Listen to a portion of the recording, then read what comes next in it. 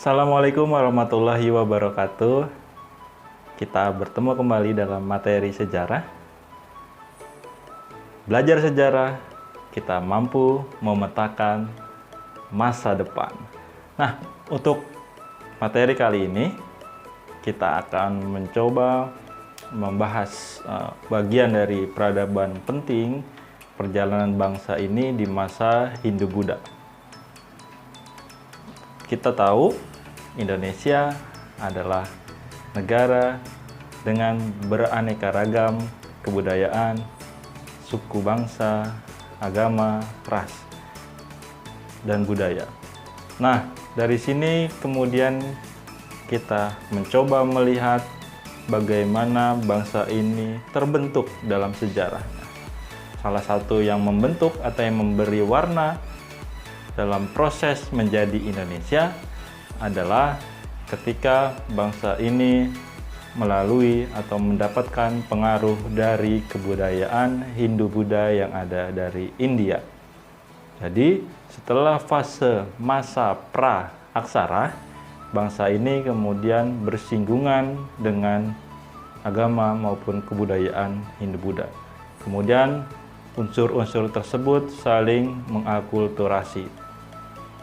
Apa saja kemudian pengaruh dari kebudayaan yang masuk dari India tersebut? Kita akan coba melihat.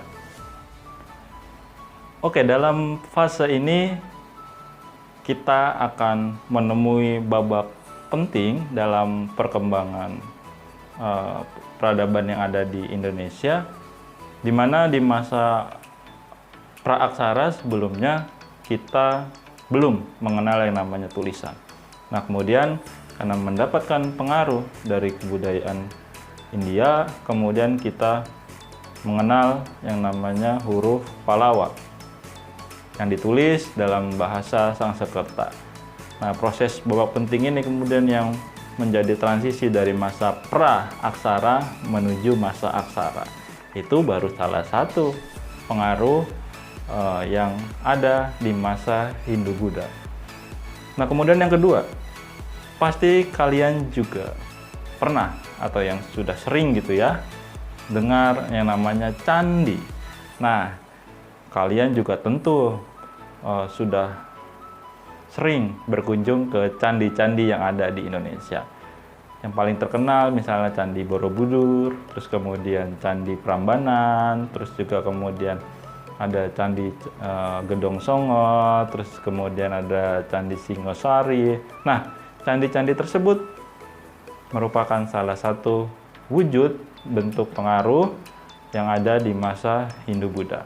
Tapi tentu kalian harus paham bahwa bangsa ini ternyata tidak hanya mendapatkan pengaruh, tapi kemudian juga ada proses saling mempengaruhi di sana gitu ya.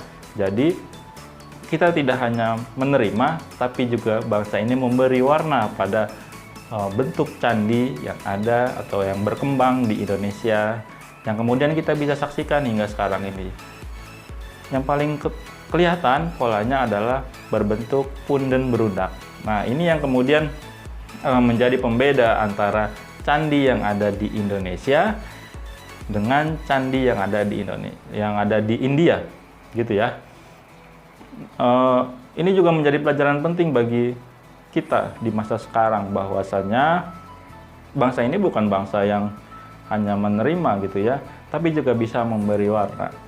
Bangsa ini adalah bangsa yang hebat. Nenek moyang kita adalah atau pendahulu-pendahulu kita adalah orang-orang yang mampu memberi warna pada setiap apa yang menyusun unsur budayanya. Berbeda dengan yang ada di India, misalnya candinya hanya berbentuk stupa. Kalau di kita ada bentuk atau pola punden berundak. Punden berundak ini sudah berkembang sejak masa pra-aksara yang ada di Nusantara. Punden berundak adalah satu susunan pola atau bangunan dalam rangka dalam rangka proses menghormati roh nenek moyang yang ada di Nusantara saat itu gitu ya. di mana ada proses kepercayaan sebelum masa Hindu-Buddha masuk, yaitu sistem animisme dan dinamisme. Sistem animisme adalah sistem di mana kita percaya bahwa roh nenek moyang itu misalnya bersemayam ada di gunung, ada di laut, ada di pantai. Nah, itu kemudian ada satu kekuatan gitu ya, ada satu kekuatan di alam ini yang kemudian harus kita hormati. Kalau dinamisme, satu unsur kepercayaan di mana benda-benda yang ada di sekitar kita punya kekuatan. Misalnya dari batu, keris, terus kemudian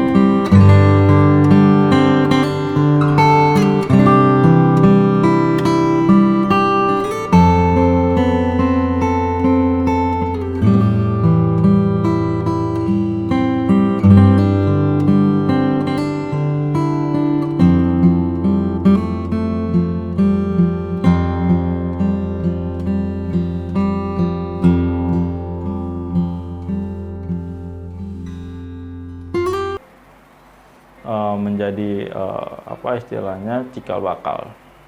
Nah, sebelum masuknya sistem pemerintahan berbentuk kerajaan,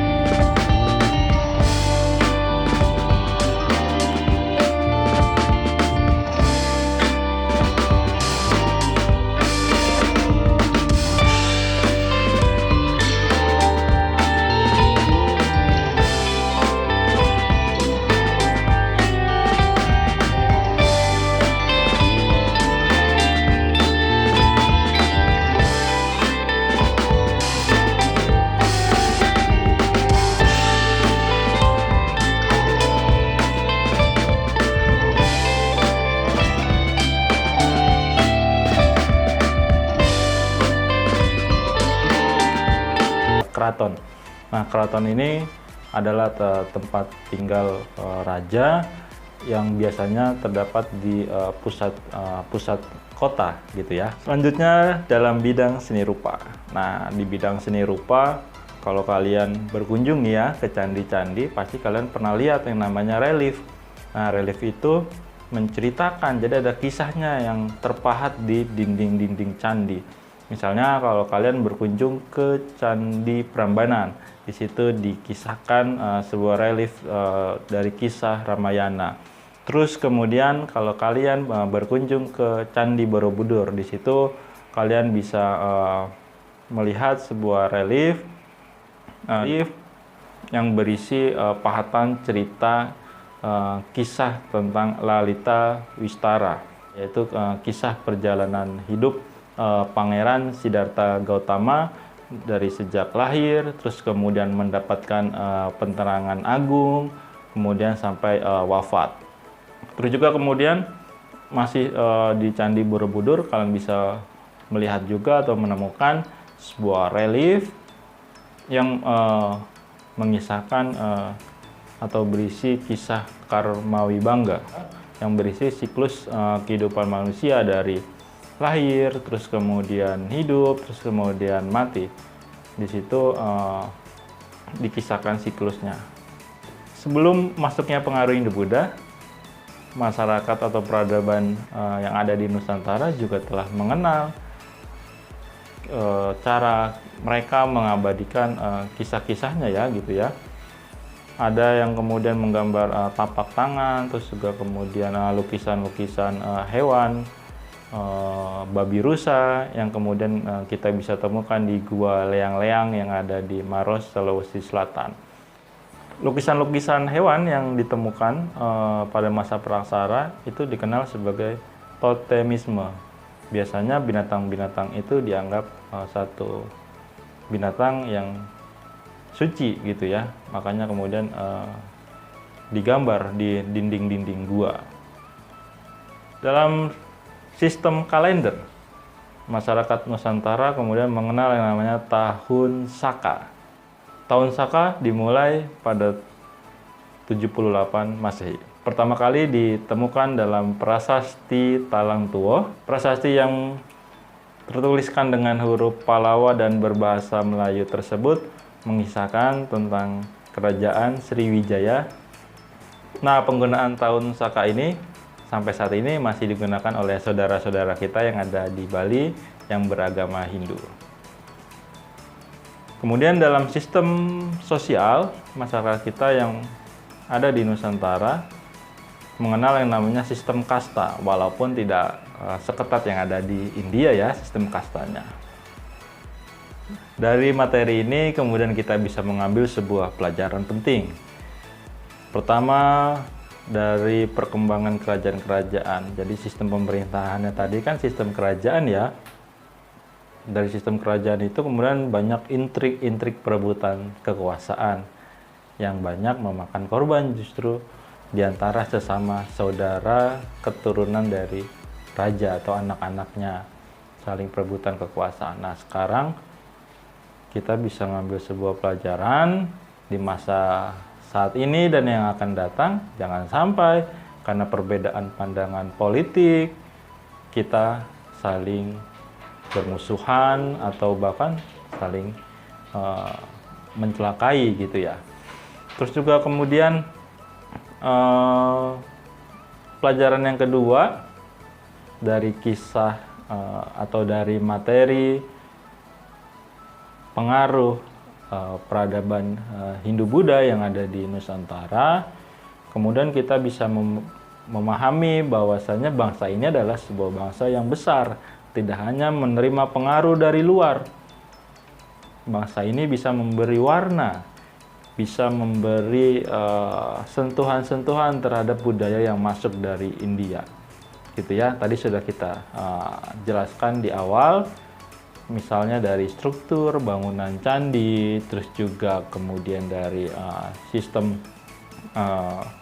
kepercayaan yang sebelumnya sudah ada animisme dan dinamisme, itu warnanya tetap ada pada struktur bangunan candi. sekarang kita sebagai generasi muda dan sebagai generasi penerus masa depan, jangan hanya bangga terhadap budaya luar gitu ya, tapi yang baiknya bisa kita ambil, terus juga kemudian kita bisa sesuaikan dengan budaya kita untuk kemajuan bangsa.